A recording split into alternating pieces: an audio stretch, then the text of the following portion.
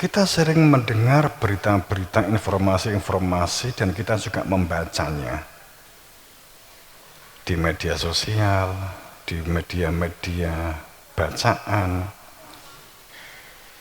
Kemudian media itu, berita itu kamu yakini sebagai sebuah kebenaran. Maka itu menjadi halusinasi bagi kamu.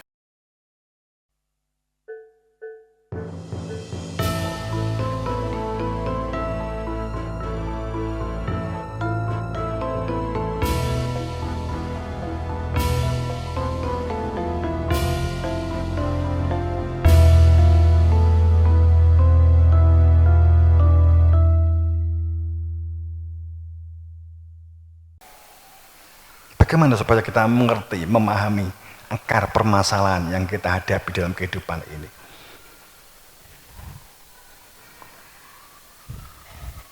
Makanya harus mengetahui gek amanu kita yang salah,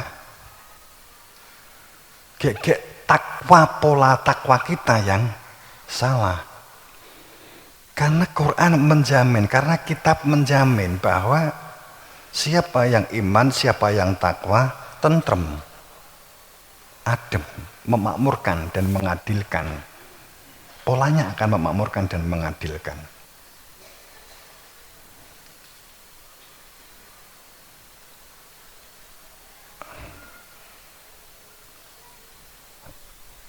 Saat definisi itu salah, deskripsi itu salah, ngetracknya apa lagi?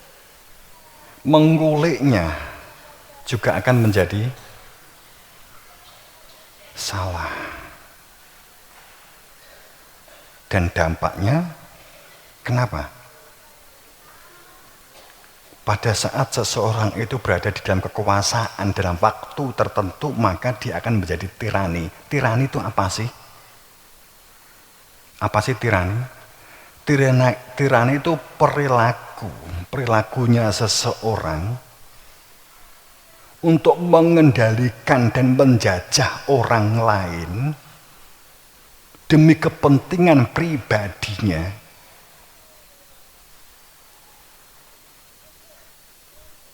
Perilaku seseorang yang dalam perilaku yang dilakukan didasarkan karena kekuasaan, karena kekayaan, karena kekuatan. Kalau saya lebih kuat, maka saya akan membuli. Ya, membuli itu contoh sebagai perilaku tirani. Jadi tirani itu adalah perilaku akibat merasa lebih kuasa, lebih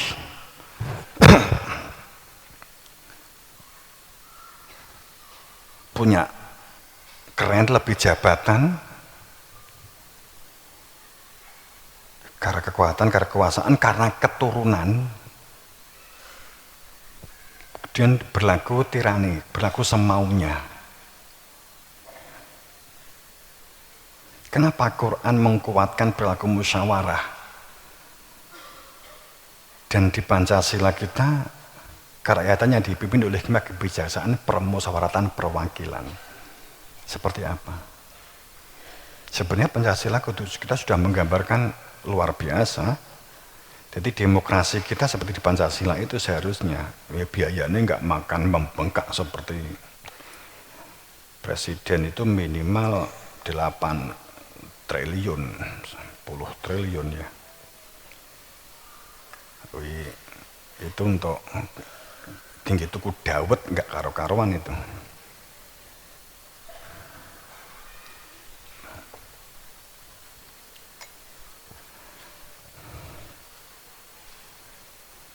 Jawabannya apa?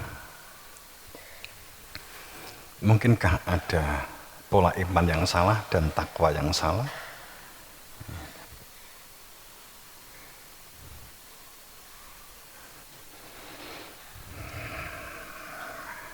Karena kita hanya mengetahui permasalahan-permasalahan ini, sifatnya hanya permukaan, hanya lahiriah.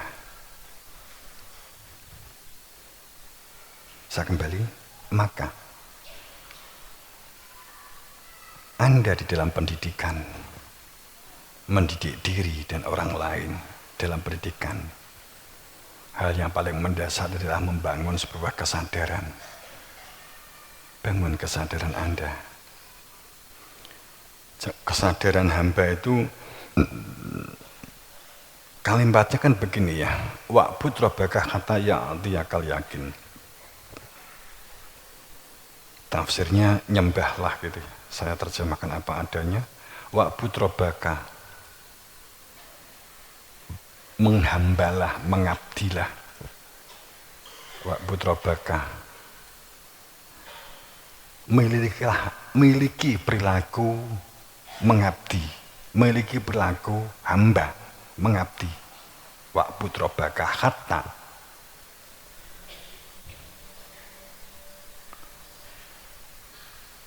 sehingga yang dikatakan dengan penghambaan itu jangan membayangkan seperti hamba sahaya, asisten rumah tangga, mohon maaf, bukan begitu yang dimaksud, bukan itu yang dalam pemahaman umum. Kalimat wa'bud rabbaka itu, robnya itu sistem, sebuah sistem kehidupan, sistem kita bergerak, beraktivitas, mulai berpikir, bertindak, berjalan, berbicara, yang terhubung dengan hati nurani yang berfungsi. Kalau kita konkretkan begini, biar nggak nyabang begitu, kalau Anda ingin berpikir secara hati nurani harus mutlak punya guru gitu. Selesai sebenarnya begitu.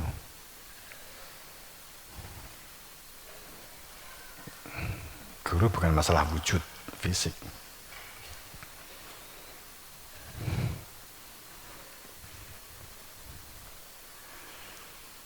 Jadi kalau kita mengatakan bahwa menghamba, yakni saat orang yang menghamba itu mengetahui potensinya. Orang yang menghamba itu akan mengetahui potensinya. Kalau Anda sebagai sebuah hamba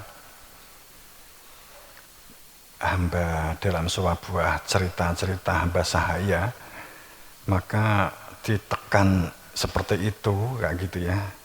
Dalam pengertian di sini perbedaannya pada saat kita sebagai hamba Allah, berarti kita mengetahui, mengenali tentang potensi Anda, potensi kita, potensi otak Anda untuk berpikir rasional dan nalar, potensi hati Anda untuk zikir,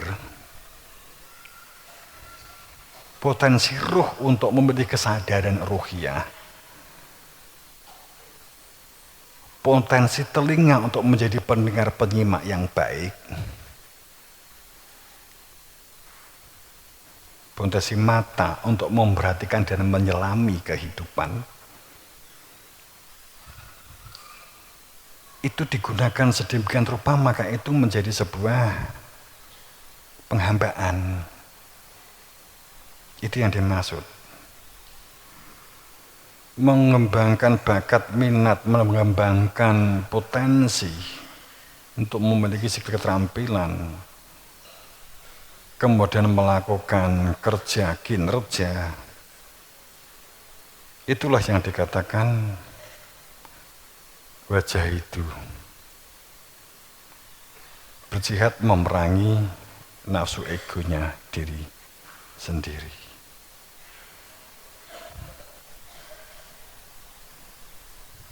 Itu saya kira.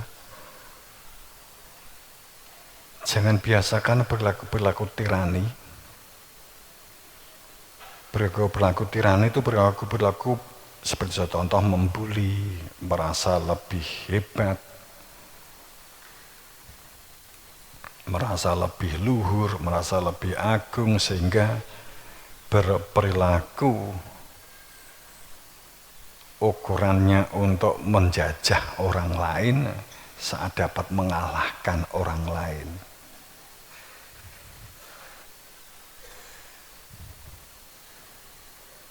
Kamu dapat mengalahkan orang lain, bangganya hanya sesaat. Tapi itu merusak saraf otak Anda.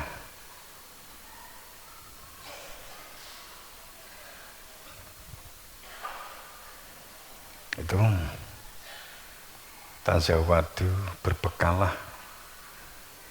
Ini yang dapat saya sampaikan untuk sebenarnya dikatakan panjang lebar ya, tapi sesungguhnya ini juga masih jauh. Apalagi saat dikatakan dengan lafatana barokah minas samawati wal ard. Kita belum menjawab iman seperti apa, takwa seperti apa. Mujtahidun bisa tekin wa ikhlasin itu seperti apa? Karena itu definisi takwa. Definisi takwa. Kenapa ini kita lakukan? Sekarang rumusan globalnya yang jelas. Kita ingin membuat satu pola perilaku sistem selamat. Selamat itu akan menjadikan damai dan mendapatkan tentram, menentramkan, adil dan mengadilkan.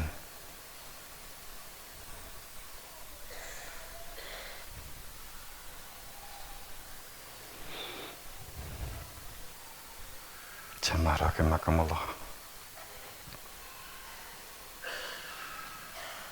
Ini kita bangun bersama, menjadi tanggung jawab kita bersama, terlepas dari umur, terlepas dari level pendidikannya masing-masing. Semuanya telah merupakan hamba yang berproses untuk mewujudkan satu keadaan baldatun thayyibatun wa rabbun ghafur. Semuanya bertanggung jawab terbentuknya baldatun thayyibatun wa rabbun ghafur. Setingkat mampunya dan setingkat levelnya dan setingkat gradasinya masing-masing.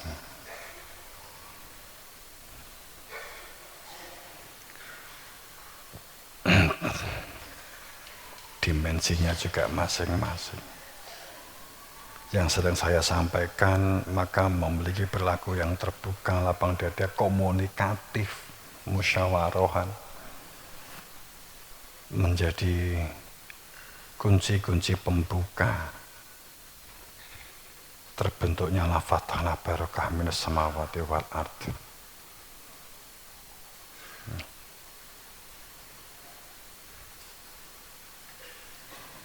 Kalau ini santri, sekarang orang tua kamu sedikit banyak juga mungkin merasa beban-beban ekonomi juga semakin berat, walaupun semoga semakin ringan, semoga lancar semua.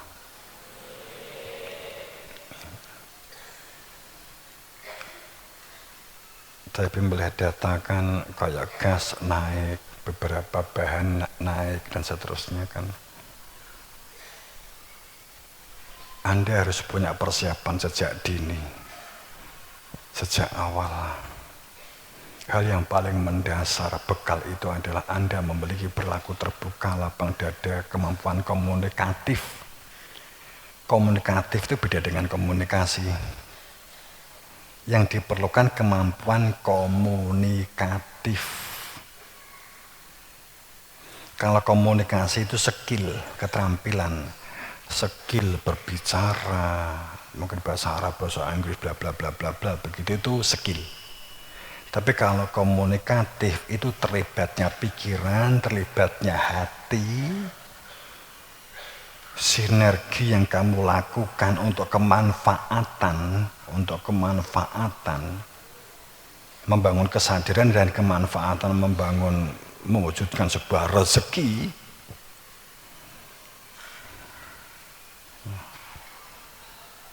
Itu memerlukan perilaku komunikatif. Komunikatif itu dapat memecahkan masalah. Tapi kalau hanya sekedar komunikasi, terkadang akan banyak masalah.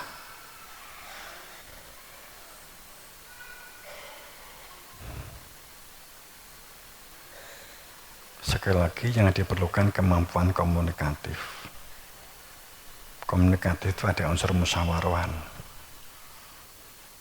kuat di sana.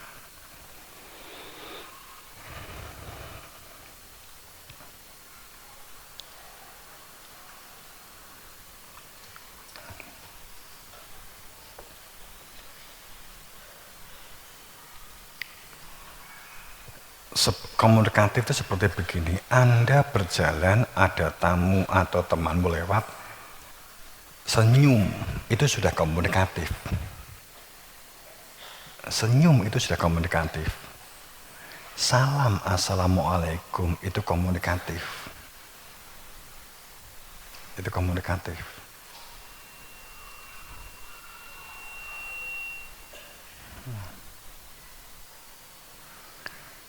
Saat ada temannya yang mengalami kesulitan, kamu dengan ekspresi yang kamu lihat teman kamu sepertinya membutuhkan bantuan. Kemudian kamu membantu karena kamu punya waktu, maka itu komunikatif namanya. Itu komunikatif.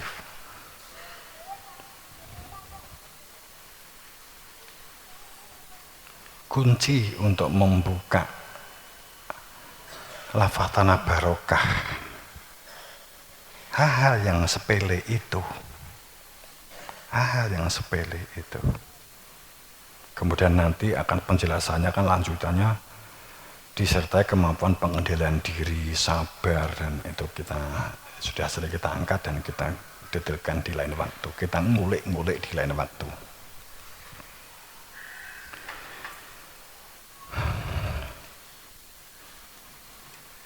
Itu bahasan kita lanjutannya berarti kita akan mengungkap tentang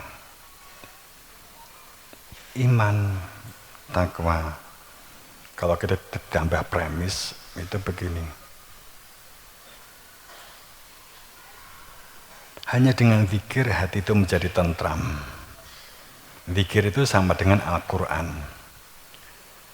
Semakin banyak orang-orang yang seandainya orang Indonesia itu hafal Quran semua, sepertinya kan menjamin bahwa barokah itu pasti akan turun.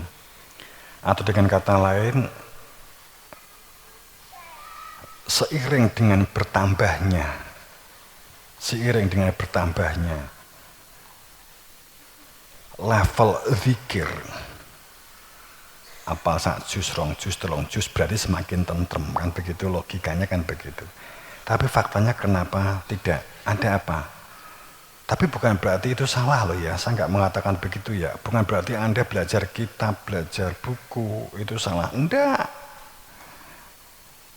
Walau Alkitabu amanu, seandainya orang-orang yang iman itu belajar kitab, ada dua ya. Kemudian yang lain begini, seandainya orang-orang yang ahli kitab itu iman, seandainya orang-orang yang iman itu mau belajar kitab, kan gitu kan, maka itu lebih baik, begitulah ya. Itu lebih baik. Sekali lagi, Anda belajar apapun, kitab, wawasan, pengetahuan, pelajaran, itu menstimulus, itu merangsang Anda, merangsang kita untuk memiliki pikiran yang baik, tindakan yang baik, kesadaran goalnya untuk mewujudkan adanya sebuah kesadaran. Anda belajar wawasan, pengetahuan, dan ilmu apapun, kitab fisika, kitab biologi, kitab fikih, sama. Apakah belajar fikih itu kitab agama, kemudian kalau biologi berarti itu kitab umum, itu kan definisinya manusia, semuanya kan ilmunya Allah. Semua ilmu itu milik Allah. Karena yang dimaksud ilmu oleh Allah dan yang dimaksud ilmu oleh Nabi Muhammad, utlubu ilma, golek ana ngilmu walau bisin, itu bukan masalah wawasan dan pengetahuan. Itu sekali lagi, saat ada hadis Nek kowe pengen wajib kanggo wong lanang, wong wadon menggolek ngilmu, walau sampai negara Cina bisin, itu bukan masalah ilmu ekonomi, ilmu teknologi, bukan masalah ilmu politik, kemudian belajar komunis, belajar ini, belajar itu, bukan. Itu masalah ilmu tauhid. Kenapa Nabi mengatakan walau bisin? Kalau ini ada sejarahnya. Hadis itu bukan sekedar ungkapan, tapi ini memang ada fakta sejarah di zaman Nabi. Ada apa sih? Sepeninggal Nabi kan terjadi gejolak hebat. Amanu wa taqau, kuncinya adalah masalah ma'rifat, karena al-awaluddin ma'rifat. Pangkal orang disebut beragama, pangkal orang itu menjalani kehidupan, itu adalah ma'rifat.